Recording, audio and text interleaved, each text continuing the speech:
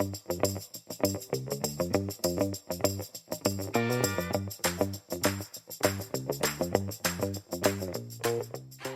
listeners, and welcome to another episode of Debra and Peter doing a podcast with me, Deborah Orcock-Tyler, and my lovely twinny Peter Wanless. How are you coping with the heat, Peter? Yeah, okay. Thank you, Deborah. It is very hot. I've reconstructed a large fan, which was out in the garage. It's one of the few things we hadn't unpacked in the last 10 months or so. It's a slightly dodgy fan. It doesn't have a cover on the front, so if you put your finger in it, it's likely to be chopped off. Yeah. It wouldn't pass health and safety if I were in the office, but at home, I think I can get away with it. How about you? You melting? Well, I'm hot, but I personally love the heat. It doesn't bother me at all, really. I mean, I would like it a bit cooler, but I'd rather have this heat than the cold. But the poor dog, Arthur, does not cope well at all in the heat, and he just basically flumps around the house. Although we did have a dramatic emergency run to the vet on Sunday night, because my parents had been around for lunch, and we'd had a lovely time, and we disappeared them off, and Andy and I were sat comfortably in front of the telly, and I looked trying to see the dog wouldn't stand on his back paw. And I thought, oh, God, what's happened here? Anyway, we inspected it, and we couldn't find anything. There were no thorns or anything like that. But then he wouldn't settle. He was panting, and you could tell he was in pain, and he could sort of run on it, but he couldn't rest his weight on it. So we thought, oh, dear. But I was going to the vet the next day, so I thought, we'll just wait. But he was getting more and more distressed. And then we managed to get him up onto the sofa and lying down trying to calm him. And I noticed he had one side of his mouth was also massively swollen and a bit weird looking. So in the end, we went to the emergency vet. And anyway, they gave him an anti-inflammatory. But they think that it was a bee. They think he got stung by a bee on his foot and probably on his mouth too when he was trying to get the bee away or whatever. And that's what the two reactions were. But the total cost for this emergency vet visit and the checkup the next day and the medication was about 380 quid for a bee. Yeah. You know what I mean? For a bee. Anyway, you can't take risks with dogs because they can't tell you what's wrong and you've got no way of knowing. So we don't regret going, but it was very dramatic. Poor old Arthur. He's worth £380. Oh, he's that well. He cost us £1,000 already this year with his ear operation. So, yeah. But he's, but he's just clumping about in the heat. But luckily, paw is fine. Mouth is fine, so all good. That's excellent. And since we were last together, the Prime Minister has resigned. So have you been dusting down your links and connections with Andy Burnham, who seems is the man of the moment? Clearly, I don't have any links or connections with Andy Burnham, to be honest, Peter. Although I'm sure with 6 degrees of separation, I probably do have somewhere. But I'm just I just feel absolute despair. I really do. It's like the internal politicking and the inward looking and the sort of such not grown up behaviour from people. I just find it really challenging to deal with. Yet another bloody Prime Minister we're going to have to deal with. Yet another one who hasn't been through the proper due process, because it very much looks as if there won't be a leadership challenge. And even if there is, there's no doubt at all that Andy Burnham will win. So he's going to be the next Prime Minister. I used to like him, Andy Burnham. I no longer do. Oh. No, I really don't, because I just... it's like, all they had to do, because they've done a load of good stuff, Labour, and this is, I didn't vote Labour, so I feel completely free to say this. They did some really good stuff. They've done some good stuff since they got in the last 2 years. It's just the trouble is, it's all under the radar stuff. It's not stuff that people particularly have noticed or picked up or have made, I can go through the list because I double-checked it. But, free school meals, breakfast clubs, the waiting lists are coming down, there's more GPs, higher minimum wage, these are all popular things. Employment rights legislation about to change, water company reforms, directors now aren't going to get away with those massive bonuses, stuff around child poverty, creation of Great British Energy. I mean, I could go on and on and on. They have done some good stuff, but it never, ever gets picked up. And it's just the overweening ambition and self-interest of these people that just makes me want to weep. And I was thinking, so when I was younger, I wanted to be a chief exec because I thought that's the coolest job ever, being the boss. And then when I became the boss, I very quickly learned that this was a poison bloody chalice. But so in the intervening years, I've come to view with a degree of, I don't know, skepticism or concern at people whose sole purpose is just to be the boss. People who just want to be the boss of anything. It doesn't really matter what. Anyway, I'm frustrated, Peter. And how do you feel about Yeah. it?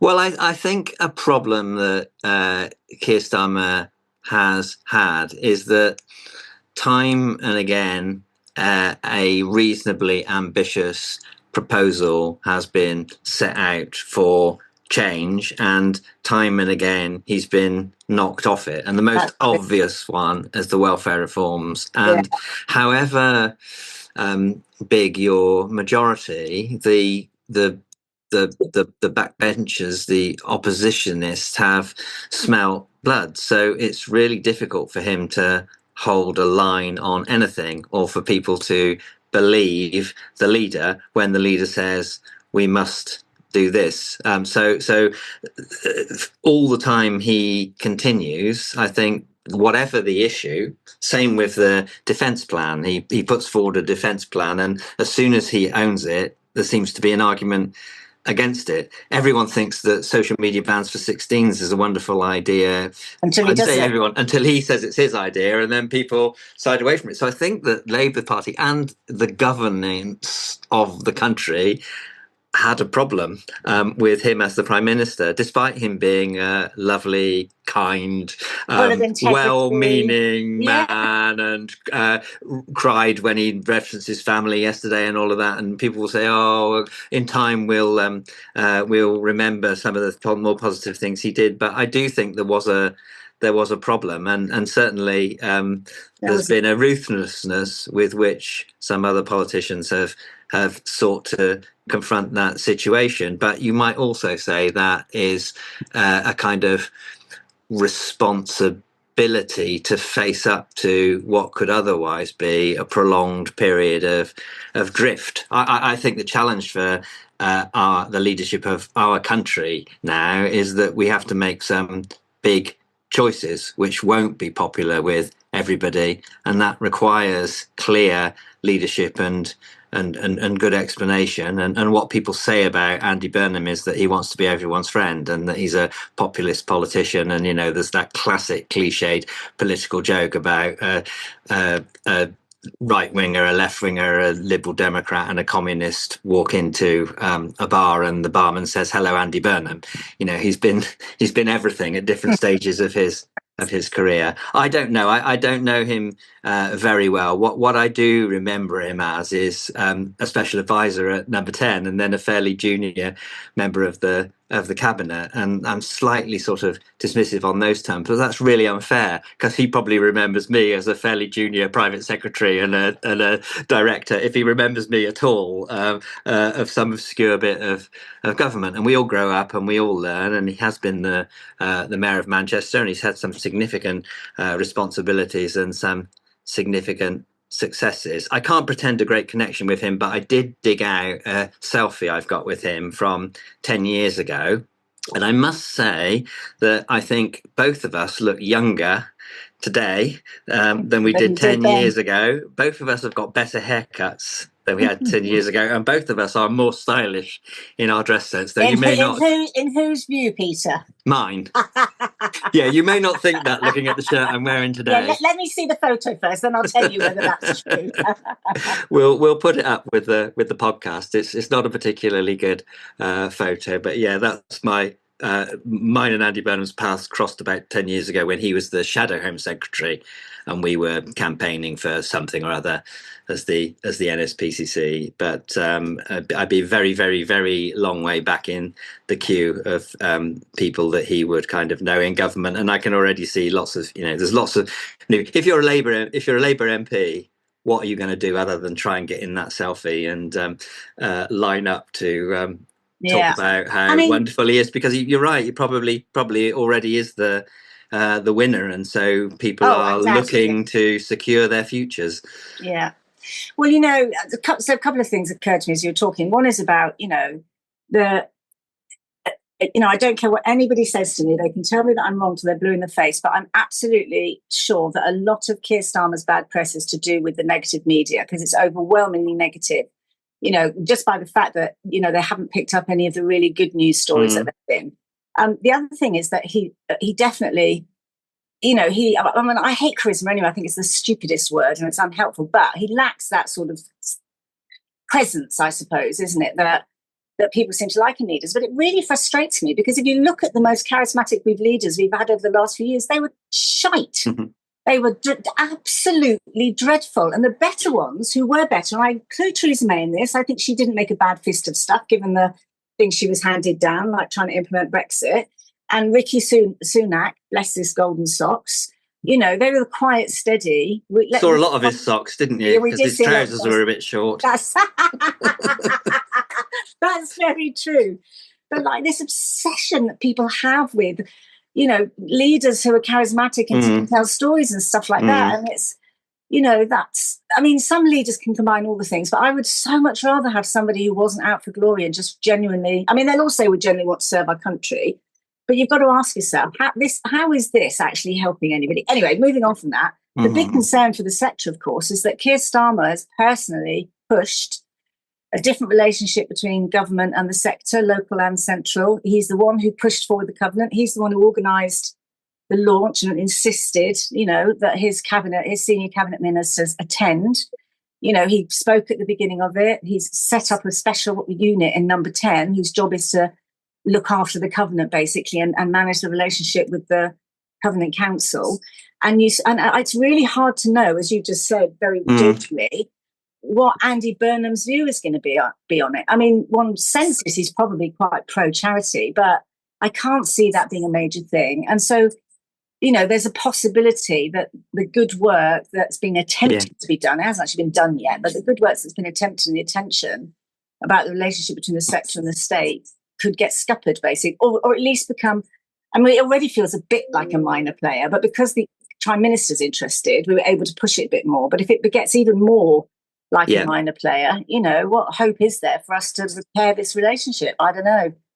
One of the things that I liked about the original Keir Starmer story was the whole kind of mission-led government bit, and the idea of joining up civil society and business and various government departments behind solving difficult problems together. And the covenant was an expression, I think, of that desire to make things happen, bringing people together. And Andy Burnham has had to do that in Manchester. And there's lots of illustrations of development and success and kind of joined up work in and around the wider Manchester area that is, as I understand it, a consequence of people kind of burying their differences and getting together behind common purpose to improve things for a particular place. So I'm kind of interested in that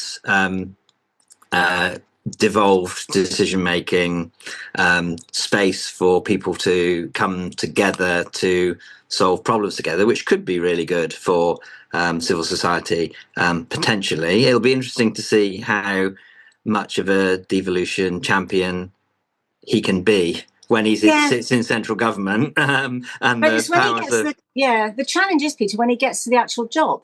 Because in Manchester, he doesn't have to worry about defence. He doesn't have to worry about international relations. He just doesn't have to worry about that person, you know, in the White House who's causing so much havoc around the world. He doesn't have to worry or deal with any of those things in Manchester. So you can do a lot of good things when there are smaller, you know, things to deal with. He doesn't have to deal with the whole of the NHS. He doesn't have to deal with two devolved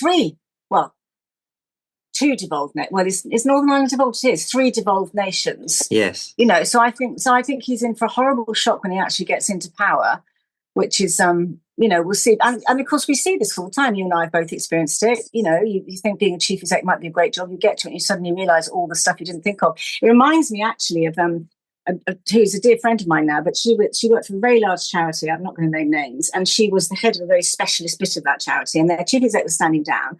And she'd applied for the job, and you know, and she was wanted. Like her chief executive wanted her to be her successor, his successor. Anyway, and she came to me and talked about the interview, and so she sort of was like effectively practicing what she was going to say. And what she was basically doing was like presenting her bit of the business mostly. And I can remember saying to her, you know, what do you have to say? It's a large charity. There'll be an investment strategy. What do you know about investments and ethical investments, and what do you know about the organisation that runs your investments? And also you're going to have issues around, you know, membership, so what are you going to do? Do you know what I mean? It's like, and all these things, she suddenly went, oh my God, you're absolutely right. I'm like, yeah, because you are no longer that bit that you used to run is only one bit now, and it's actually probably quite a small bit. To you, it's the biggest bit. To the outside world, it's the biggest bit. But in the context of the charity, it really isn't, So anyway, she got the job, I'm really pleased to say, and has done a fantastic job at Fist of it, and because she went, she did say to me afterwards, I went back and completely rethought it, and she said, "You're absolutely right." In the interview, I was asked about all those things, because I said, otherwise they're just going to see you as this one person. And the reason I tell that story is because I, sort of have a feeling that might happen a bit to Andy Burnham. He knows one bit of government. I don't know. We will see. Well, Tony Blair knew none of government when he came in. That's very true. You could argue. I wonder how the whole King of the North thing is going to play, because that was very powerful in his popularity in terms of taking on this quite marginal red wall seat and winning a very significant majority up there. And there are lots of my friends in the north who feel they've been significantly neglected by the government for far too long. So someone who's coming down with this kind of northern bloke vibe is going to be a great thing for them. But we were talking, I think, last week or the week before about the huge concentration of people that live in and around London, and many of the kind of issues and challenges which poor people face in North London or East London or whatever are so similar to. So how will he capture the kind of essence of that strength of being a kind of northern bloke, but not alienate lots of other people who will be able to relate to similar problems that disaffected and disconnected people feel in the north, but won't express in a manner of feeling like they're northern. Yeah, because when he gets into power, his job isn't the north. His job is the whole of the United Kingdom, England, and then through the devolved nations, what happens to the rest of the country. So, that he will, if he focuses on the north, he's absolutely going to fail. And that's not to say there aren't real issues there. And I get it, and I get the left out feeling, but nonetheless, but the honest truth is, I think he'll be massively overwhelmed by the scale of the international crisis and by the battles over defence. Yeah. Well, maybe he needs a top-notch foreign secretary who is experienced in all of that. Perhaps Keir Starmer could do that, or they could bring back David Cameron, or I don't know. Well, I wonder, to answer my own question about the North and the South, I wonder if he might do something collectively with the mayors and sort of relate to Sadiq Khan and some of the others. I was thinking slightly parochially about who's the king of the West Country, and why haven't we got a kind of politician who bestrides the national stage and really understands England west of Bristol. And I had a little look, and I think the last prime minister who's ever been connected with the west of England was Lord Palmerston. Blimey, that was years ago. Who was the MP? He was the MP for Tiverton in the mid 19th century. So we've been we're long overdue a king of the West Country. Maybe I could offer my services as a kind of volunteer spokesperson for the West Country or Wessex alongside some of the other mayors. Well, you are the president of Somerset Cricket Club, Peter. I mean, could you not sort of expand your purview? Yeah. At least for now, unless there's a coup at the annual general meeting, which is this week, we shall see. Have you? Is it? But do you get? Is this you can be voted in again? I'm not. There's no opportunity. There's no formal opportunity to kick me out. It would only be if there was some extraordinary coup or putsch or an equivalent of Andy Burnham, who was so popular amongst the membership that they felt they could oust the president, that I would be under threat. But I don't think I'm in danger. I should get at least another year.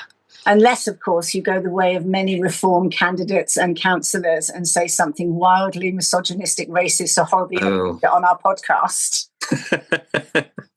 We'll try and luckily we get to edit it. Jose will spot anything like that, Peter. Do you think we should confess to the listeners that you should hear what we really say in this podcast? If it wasn't for Jose, none of you would tune in. Oh, my goodness. Yeah.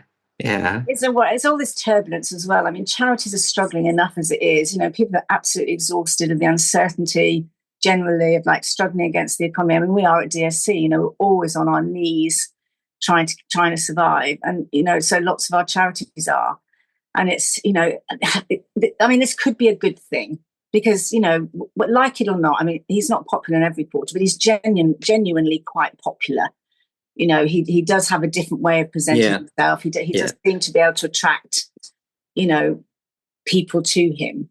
And so that itself might give our sector a bit of a lift and make us feel a little bit more confident. Because I think a lot of, you know, people are trying desperately to hang on to every penny they've got because they're absolutely terrified of what's going to happen, you know, if it's all going to go tits up again, pardon the expression. So, you know, so maybe he will be the thing that gives hope. I don't know. Yeah. I know certainly some of my colleagues in the sector are really pleased, you know, because they like Andy Burnham and they think he'll make a great Prime Minister.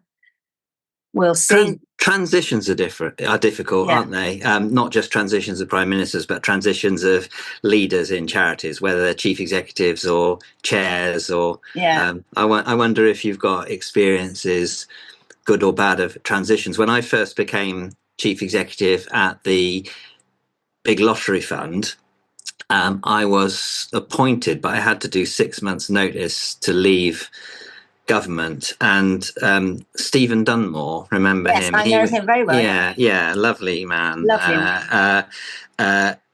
Was the outgoing. He was retiring at that point from the Big Lottery Fund, and I didn't realise until I arrived how incredibly careful he was to take almost no significant decisions in that 6 month period, to leave the ground as clear and open as he possibly could for me. Now you can't do that as the Prime Minister, because you've got to go to the NATO summit and you've got to say something about your defence plan and all the rest of it. But temperamentally, people approach transitions in different ways, don't they? And Stephen was extremely generous, kind of spirited, and almost to the point of, I think it meant when I arrived, there was too much space. I could have done with a bit more kind of direction, perhaps. But then there are others. When Tony Blair announced that he was going, he then set himself this sort of task of having great big scrutiny, as I was in education at the time, as to what the next 10 years were going to look like. And